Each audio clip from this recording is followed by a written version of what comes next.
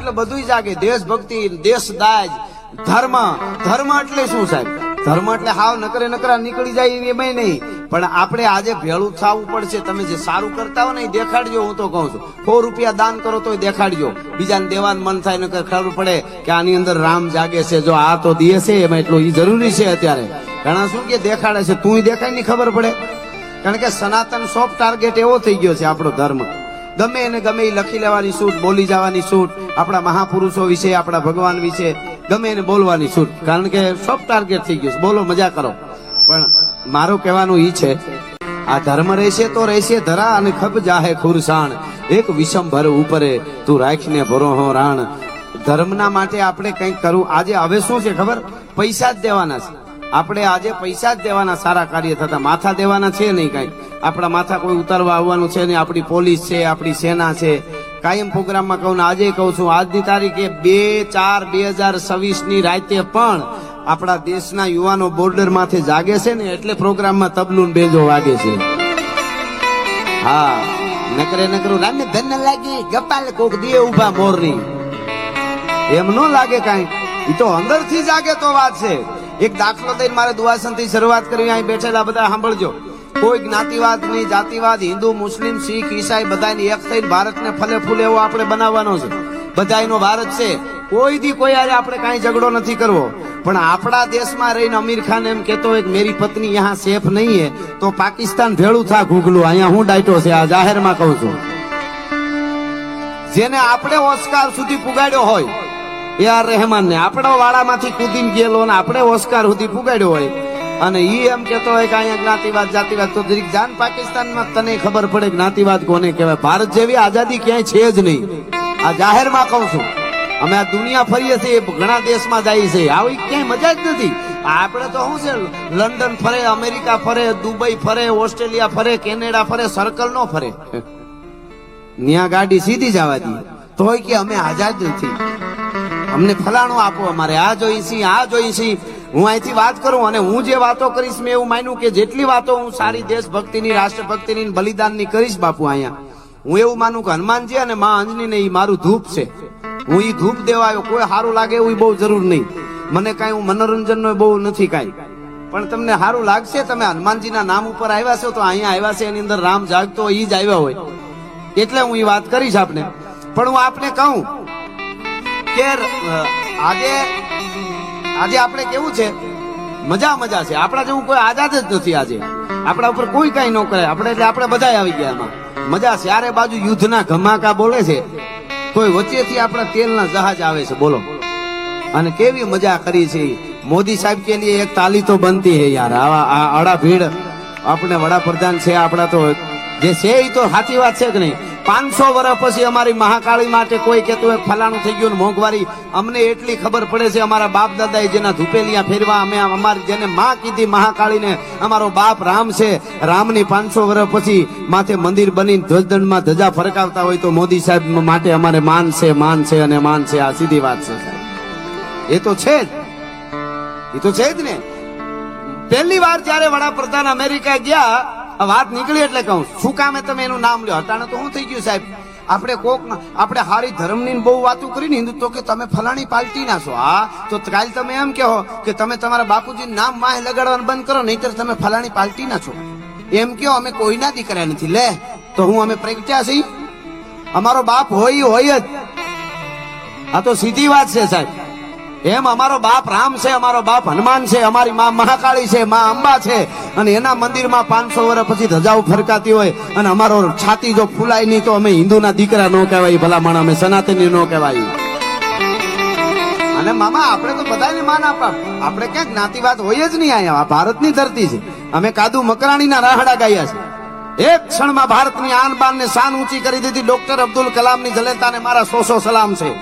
વાંચો અશફાકુલ્લા ખાન ને ખબર પડે. અબ્દુલ હમીદ પહાચના યુદ્ધમાં મારે હનુમાનના સાનિધ્યમાં આવ્યો છું સાહિત્યકાર તરીકે. અહીંયાથી કોઈ દી કાંઈ આમ તેમ ન હોય ઓલું, પણ હાસુ છે એ બધું કહેવાનું, બાકી હારા છે એ બધાયના નામ લેવાના. અબ્દુલ હમીદ પોતાના લગ્નની રજા લઈને આવેલો 1965 અને રજા લઈને ઘરે આવ્યો. લગ્ન કર્યા, 3 દી રજાના બાકી રહ્યા એટલે એની પત્નીએ કીધું કે બગીચામાં ફરી આવી. 3 દી રજાના છે ને તો ઠેલા બાંધ્યા. તા તો તાર આવ્યો કે પાકિસ્તાન હારે યુદ્ધ છેડાઈ ગયું છે અને તાત્કાલિક ધોરણે બોર્ડર ઉપર પહોંચવાનું છે અબ્દુલ હમીદ તારે સાંભળજો. અને પછી અબ્દુલ હમીદે જે ઠેલો બાંધતા હતા બગીચામાં ફરવા જવાનો 2 માણસનો, ઈ મૂકી અને પોતાનો એકલાનો થેલો તૈયાર કર્યો અને થેલો બાંધતો તો એમાં સાયકલમાં એમાં પટો તૂટી ગયો. એટલે પત્નીએ કીધું કે અપસુકન કહેવાય, આજનો દી રોકાઈ જા, 3 દી રજા ને કાલ જાયજો. તો કે ભારતના સિપાહીને દેશ માટે શહીદ થઈ જવું એનાથી મોટું કોઈ સુકન ન હોઈ શકે. ભલા માણસ મારાથી ન રોકાય. સાંભળજો, આ શરૂઆતથી અમારી માં અંજની છે, અમારો બાપ હનુમાન, અમે થોડું કોઈના કોઈના માટે નીચું બોલ્યું, અમે સારા થયા ને પેલા યાદ કરી. ભલા માણસ આમાં ક્યાં ઓલી કઈ વાત રહી છે. પણ મારે કેવું છે, આજે અમદાવાદની ધરતીમાં ભણેલા ગણેલા માણસો બેઠા છે, એટલે આપણે ક્યાં ક્યાં હતા ને ક્યાં પૂગી ગયા ને શું કરીએ છીએ એ બધી વાતો આપણે કહેવાનું છે. સરસ મજાનો પ્રસાદ લેવાઈ જાય તો બધા ગોઠવાઈ જાય.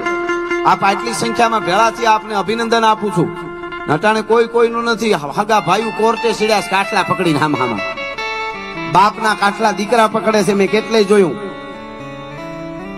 તમને કહું, કરોડો રૂપિયાના બંગલામાં હમણાં એક જગ્યાએ અમુક મર્યાદા આપણને એને સામે વાળાને દુઃખ ન થાય એટલા માટે નામ નથી દેતો. રૂપિયાના બંગલામાં 6 મહિને ડોસીમાની લાશ મળી. માની દીકરા જીવતા હતા, નોખા રહેતા હતા. કરોડો રૂપિયાના બંગલા માં એકલી રહેતી હતી. માં મરી ગઈ, કોઈ વાવડ પૂછ્યા નહીં. 6 મહિને બંગલે કોક જોવા ગયું ને અંદર ખોલ્યું ને તો માનું ખોખું પીડ્યું હતું. આને તમે શું પ્રગતિ કયો છો? મંગળ ઉપર ને ચંદ્ર ઉપર કઈ ડાયટો નથી. પેલા અહીંયા હમું નમું કરો, આપણે માણસના પેટના રહેશું તો મંગળમાં જવાય બરાબર છે, ચંદ્રમાં જવાય બરાબર છે. એટલે અમે પ્રોગ્રામો કરીએ છીએ. અને જાહેરમાં ગૌરવથી પ્રશાંતભાઈ કહું છું, જાહેરમાં કહું છું કે અમારા પ્રોગ્રામો દીકરી અને બાપ, ભાઈ અને બેન, ગુરુ અને શિષ્ય હારે બેહીને સાંભળી હગેરે એક પણની મર્યાદામાં આંચ ન આવે એવા ડાયરા અમે હજી સુધી રાખ્યા છે. તમને ગેરંટી આપી છે. કાળુ મામા, જેથી અમારે બોલવામાં ફેર પડે તેથી બંદૂકે દઈ દેજો. હું જાહેરમાં કહું છું. ભલા માણસ, અમારે આ બોલવું છે. પાછળ વાતું કરે કલાકારો પૈસા બહુ લે. હવે અમે વધારે લેતા હોય 100 હાથ વાળા છે, 100 લાખ વાળા. બોલીવુડના કલાકારમાં 25-30 લાખથી તો નાના કલાકારની શરૂઆત થાય. બોલાવો કોકથી. મારે એના માટે ઓલું નથી. હારા ગીત ગાય તો એનું વંદન, પણ નો ગાવા જેવા ગાય છે. માલ પીએંગે હમ તો માલ પીએંગે, મગરી કર પાર્ટી મે માલ પીએંગે. તને કરડે કાળોતરો નાગ તને. હવે શું માલ પીએંગે? ઘરે જઈને પીને સાનો મને કોકને હું કામ સડાવે છે? ગમે એવા આય કરીને ફલાણા કરી નાખીને અને એવા ગીતો આવે છે યાર. એટલી આઝાદી મળી છે. હું તો એમ કહું છું, કેપેસિટી ઉપરાંત આઝાદી હારી નહીં. જાહેરમાં કહું છું અરવિંદભાઈ, એટલી આઝાદી મળી ગઈ છે કે તમે ન કહેવાનું દેખાડવું, અંગ પ્રદર્શન કરવા દીકરીઓ. મારે હમણાં એક દાખલો દેવો છે ઇતિહાસનો. 700-800 વર્ષ પહેલાની વાત છે. જ્ઞાતિ કોઈ પણ એક દાખલો, પણ એની પહેલા આ વાત પૂરી કરી દો. મને આજ હનુમાનજી અને માં આંજણીના સાનિધ્યમાં ઉપડી છે હાવ. મને ઉપડી છે હાવ. તમે દાદ આપો છો ને સાંભળો છો ને એટલા માટે. હા, મજા આવે ને પડકારો દેજો. જો આમાં શું છે, રૂપિયા કાવડિયા એ તો હોય તો દેવાય, બાકી પડકારો તો આપણા બાપનો આગવો છે. એમાં ક્યાં ઉછીનો લેવા જવાનો છે? એ તો ગમે ત્યારે દઈ હગાય. પડકારા ઉપર જીવી જવાય. હો, આપણે ગામડામાં ઘણા માણસને, ગરીબ માણસને વરો કરવો હોય ને, દીકરી દીકરાના લગ્ન, અને એમ થતું હોય કે શું કરવું, 1 રૂપિયો ઘરમાં નહીં. અને ગામના કોઈ ખારો માણસ ફળિયા મૂકીને કહી જાય, ભાઈ દીકરી લગ્ન છે, દીકરાના દીકરીના? કે હા બાપા લગ્ન છે, પણ હવે કઈ. અરે મુજાતો ને હું બેઠો છું સાહેબ. ઓલા પાસેથી એને લેવું ન પડે ને, એના પડકારા ઉપર બીજા કે આને પડકારો કરી આપણે દેવું જોઈએ. એ થોડું થોડું કરીને લગ્ન પૂરા થઈ જાય ને ઓલાને દેવાની જરૂર ન પડે. પડકારા ઉપર જીવાઈ જાય. ભલા માણસ, આ પડકારાનો દેશ છે, આ દેવા વાળો દેશ છે. કેટલા દીધા ખબર તમને? ભારતના 24 વખત ભાગલા પડ્યા છે. કેવડું ભારત છે. એટલે મારે ઈ કેવું, પણ હું ઓલી વાત પૂરી કરી દઉં. અબ્દુલ હમીદ વાળી, એને કીધું કે ભારતનો સિપાહી છે ને તો મરી જાવું, શહીદ થઈ જાવું એ જ સુકન હોય. અને નીકળી ગયો. શરૂઆત ત્યાંથી કરું. કોઈને જ્ઞાતિવાદ જાતિવાદ ન લાગે. બાકી જેને નથી મજા આવતી એના માટે જાહેરમાં કહીશું. હાલો, એક ધુરંધર ફિલ્મ આવ્યું તો કે પ્રોપોગેન્ડા છે, ફલાણું છે ને. તમારા બાપ અમારા 100 વર્ષ સુધી સાધુ સંતો, તિલક ને મોટી જટા વાળા ને વિલન જ દેખાડ્યા છે. એ તમારા બાપનું રાજ હતું. તઈ અમે બોલ્યા હતા કઈ? આ તો હકીકત છે. જે છે એ કહી છીએ અમે. બધું દેખાડ્યું, ન કરવાના દેખાડ્યા. ફિલ્મોમાં, સિરિયલોમાં, માવડીઓને પગે લાગીને કહું, તમારા બાળકોને વાર્તાઓ સંભળાવો, હારા પુસ્તકો આપો. નકર ચોખ્ખું કહું છું, અટાણે મોબાઈલની દુનિયા એવી છે, એવી દુનિયામાં બાળકો વયા જાય ને તમારો ટાંટીઓ પકડીને ઝરડીને વૃદ્ધાશ્રમમાં મૂકવા આવે છે ને તમને એમ કહે એકચ્યુઅલી તમે જન્મ આપ્યો તો એકચ્યુઅલી એનો શું ખર્ચો થયો આપો, હું કહી દઉં, હું દઈ દઉં. તમને મશીન માન છે, આ જાહેરમાં કહું છું. ફેક્ટરી માન છે, ફેક્ટરીમાં ઉત્પન્ન થયા હોય તો શું ફેક્ટરીમાં કઈક વસ્તુ બનતી હોય તો એને ફેક્ટરીનો આભાર માને છે, આવું કે છે બાળકો. આ જાહેરમાં કહું. એટલે તમારા બાળકોને સારી વાર્તાઓ સંભળાવજો. અનુપમા ન જોવાય તો કાંઈ વાંધો નહીં. ઈ જરાય દુખી નથી. 2 કરોડની ગાડીમાં ફરે છે. મુંબઈમાં જાવ તો તમને મળે નહીં. અહીંયા બેનો સોફે બેઠા બેઠા રોવે. બિચારી આજ તો અનુપમા એટલી દુખી થઈ ગઈ. ઓલો અનુપમો ઓફિસેથી આવ્યો, એને પાણી પાવ. મેકઅપના ખર્ચા ઈ ઉપાડે છે બિચારો. હા, અને બેનો દીકરીઓને વિનંતી કરું, મેકઅપ કરો એનો વાંધો નહીં. ભારતની નારી શક્તિ રૂડી લાગે, રૂપાળા લાગે, સારા લાગે, એ કઈ ખરાબ નથી. તમે તૈયાર થાવ, મેકઅપ કરો, કાંઈ વાંધો નહીં. પણ પતિના પગાર ઉપર જરાક જોવું. હા, આવક પ્રમાણે મેકઅપ કરવું. અટાણે છે ને, અટાણામાં, કરિયાણામાં, ખાવા પીવામાં, એમાં મકાનમાં, એમાં કઈ ઘટતા નથી. છેલ્લે જે તૂટો પડે છે ને ઓલો પતિદેવને, એ મેકઅપ વોઇસમાં નીકળી જાય એનો જ પડે છે. ખરેખર અમુકને મધ્યમ વર્ગની વાત કરું છું. એ જે વોઇસમાં નીકળી જાય છે ને બાપુ, ઈ જ નડે છે. પણ મારે હજી તો હું આમ ખાલી શું કહેવાય સિક્કા ઉલાળું છું. ખાલી હજી બેટિંગ તો બાકી છે. બહાટી છે ને 6 ને 4 એ તો બધું બાકી છે અમારું બધાનું. હા, પણ મારે આપ છે ને, આપ સરસ રીતે સાંભળો છો એટલે હું આ વાત પૂરી કરી દઉં.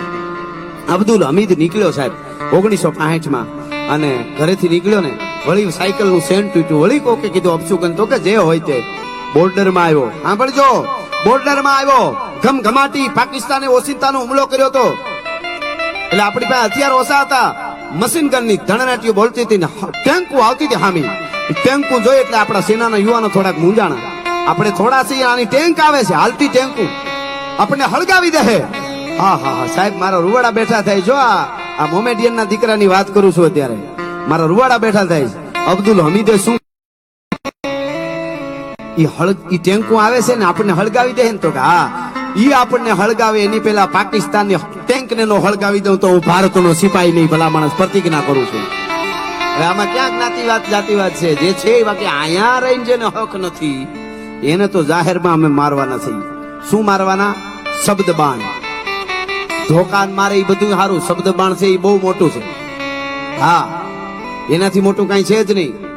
એટલે ચાણક્યએ કીધું છે ચાણક્ય નીતિમાં કે ધરતી ઉપર 3 જ રતન છે: અન્ન, જળ અને વચન. બોલવું, વચન, આ 3 જ હાસા રતન છે. એટલે અબ્દુલ હમીદે કીધું હું ટેન્કો હળગાવી દઉં. અને ખાઈ કહો મિત્રો, સાંભળજો, વાંચી લેજો, ઓથેન્ટિક વાત છે.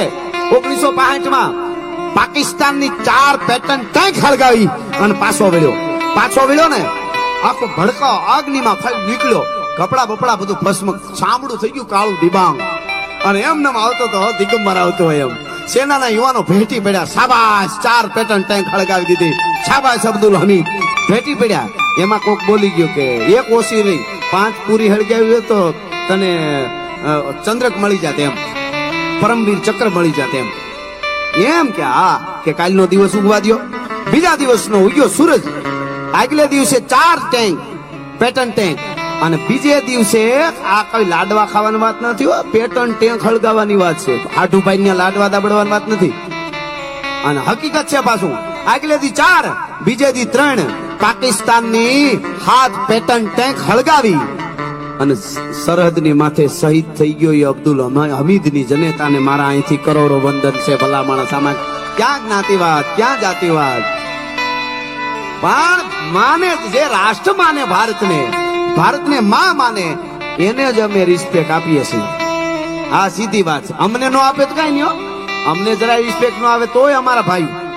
પણ માં ભારતીને નો આપે કે અમારા ધર્મ વિશે બોલશે, એના માટે અમે કાયમના માટે બોલશું. એટલે વાત તમને એ કરતો હતો કે અત્યારે આપણે છે ને જાગવું પડે એવું ઘણું મને લાગે છે. અને અમે કાયમ પ્રોગ્રામમાં કહીએ છીએ, વ્યસનમાં બાળકો જાય છે. 2:30 વાગે અમારો પ્રોગ્રામ પૂરો કરીને જતા હોય કેફેમાં 18 વર્ષની દીકરીઓ, 20 વર્ષની દીકરીઓ દીકરા, 22 વર્ષના દીકરીઓ દીકરા બેઠા હોય, કોફી મજા કરતા. કાંઈ વાંધો નહીં, અમને વાંધો નથી. વળી એને એમ થાય પણ હું વાંધો એટલો જ છે. હવે કહું, હવે અમે પૂછી શું કરો તો કે કઈ નહીં, અહીં કેમ અત્યારે? તો કે કઈ નહીં, નાઇટ આઉટ. મેં કીધું તમારી જિંદગી જ આઉટ છે, હવે આમાં નાઇટ આઉટ ની ક્યાં વાત રહી. તમારા મા બાપે તમને ભણવા મોકલ્યા છે, તમારા મા બાપ તમારા માટે ખર્ચા કરે છે, તમે પુસ્તકોના ઢગલા ચડાવી દો, વાંચો. અરે વિદ્યાર્થીને મિનિટ ન મળવી જોઈએ વાત કરવાની કે મારે આટલું વાંચી નાખવું એટલે વાંચી નાખવું, હવે આમાં તું ફોન મૂક. એને બદલે તમારે 2:30 વાગે એકચ્યુઅલી સમય નથી જાતો, તમારી કઠણાઈ છે એટલે નથી જાતું. તમે હૂડ કાઢ્યું પેઢીઓનું એટલા માટે. અને જાહેરમાં કહું છું, દુઃખ નો લગાડતા. ચાઇનાના યુવાનો અમુક કલાકોમાં એક નવું સોફ્ટવેર તૈયાર કરે છે અને આપણા યુવાનોની દીકરીઓ દીકરાઓ અમુક કલાકોમાં એક જ્ઞાતિવાદનો મેસેજ તૈયાર કરે છે અને પછી આપણે કઈ મેર્યા ધારે મહાન દુષોય નીકળી જાય, વાર ન લાગે. ઓલાની વસ્તુ સારી વસ્તુ લેવી ચાઇના જવું પડે. તમે શું કરો છો? તમે ભણો છો શું? આનો મને કયો. તમે એન્જિનિયરિંગ કરો, ફલાણું કરો, આટલું કરો છો, તો આપણે અહીં બધું કરીએ છીએ. આપણે 56 કરોડથી વધારે યુવાનો છે, તો હું કામ હારી વસ્તુ સાઈન જવું પડે લેવા માટે? બસ જ્ઞાતિવાદ કરો, મજો દેખાડો. સ્વિફ્ટ મોટર કાર બંદા ફરવાના, તો બિલ કોણ? તમારા બાપ ભરવાના. મોટી મોટી ગાડીઓ કેવી રીતે લેવાય ઈ ક્યાંય ભણવામાં નથી આવતું. મોટી ગાડી ફરાય ઈ આવે ગીતોમાં બધી. ઊંચી ગાડી ફરવું છે, પણ ઈ ડોહી ન્યા સુધી પૂગવા માટે શું કરવું ને એના ક્લાસ હોવા જોઈએ. પછી તમે તમારે ગાડીઓ લ્યો. કહેવાનો અર્થ એ છે, તો મારું કહેવાનું એ કે હનુમાનજી મહારાજની હનુમાન જયંતિના, આમ તો હનુમાન જન્મોત્સવ છે, જયંતિ તો વયું ગયો ગુજરી ગયો એની હોય. હનુમાનજી તો ચિરંજીવ છે અને આપણી હારે છે દાદો હનુમાન. અને હનુમાન તો દિગ્ધ નાલી ગોલાસ દિગ્ધ છો હિમનો સૂટ્યો મિલી ગચે નીચી ગગન મગ તારા ગન સૂટ્યો. હનુમાનજી મહારાજ હમણાં અહીંયા ચિત્ર દેખાડતા હતા, હું જોતો હતો. મારે છપાઈને બધા કેવા છે, પણ હું દુઆછંદથી શરૂઆત કરી અને પછી જે ધીરે ધીરે મને આવશે એ આપની આગળ હું રજૂ કરવાનો છે. આપણે લગભગ મને કીધું એમ 10:30 ની આસપાસ, આપણે 10:30 પહેલા હું થોડું પૂરું કરું. 10:30 જન્મોત્સવ ઉજવવાનો છે. આપણે કઈ કેક ને બધું કીધું છે, સારી વાત. હવે કેક આપણે રિવાજ છે તો હું જરૂર કહી દઉં અરવિંદભાઈ, કેક આપણે, હું કોઈને ખરાબ નથી કહેતો, પણ કેક ને એ બધું કેવા સારું પશ્ચિમ વાળા બનાવે ખબર? ત્યાં બધું કાં તો ફ્રીજમાં રાખવું પડે, કાં તો ટાઢું મળે. આ પાઉં ના ફલાણું.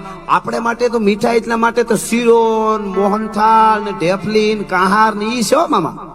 હું તો અહીંથી એક વિનંતી કરું, આજે ભલે આપણે કેક કાપી નાખી, પણ આગળ જતા એવું વિચારો કે આપણે કાહારની કંસાર, કાહારમાં સમજો છો ને, અહીં તો કાહાર હોય, લાપસી હોય, પણ લાપસી ને ઓલું આમ ટકળી ઓલું ન કરી શકે ને, એને કાપવું જ હોય તો આપણે લાપસી કરીને હનુમાન જન્મોત્સવ ઉજવીએ.